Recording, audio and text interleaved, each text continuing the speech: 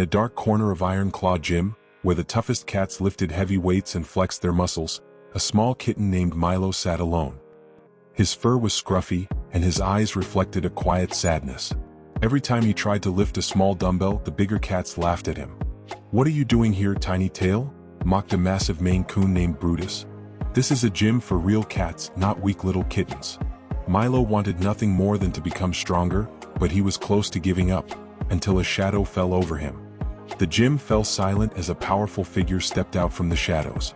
With gleaming gray fur, black stripes, and muscles sculpted like steel, stood Sergeant Whiskers, a legend both on the battlefield and in the gym.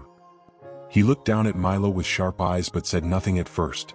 Instead, he placed a paw on the small dumbbell and lifted it together with him. "Strength isn't about being the biggest," he said calmly but firmly. "It's about never giving up." Brutus scoffed. "You're really wasting your time on that pathetic kitten?" Sergeant Whiskers straightened up and stared Brutus right in the eyes. "A true warrior helps the weak become strong. But it seems you've forgotten that." Milo felt a spark of hope ignite in his chest. With Whiskers by his side, he started training, slowly at first, but with each repetition he grew stronger. The other cats in the gym started to see him with respect instead of ridicule. Milo trained harder than ever, pushing himself to the limit. Under Whiskers' watchful eye, he lifted weights, did push-ups, and ran on the treadmill. The once laughing gym members now watched in admiration. 1 month later, Milo lay down on the bench press, preparing to lift more than he ever had before. Around him, the other cats gathered to watch. Sergeant Whiskers stood beside him and nodded.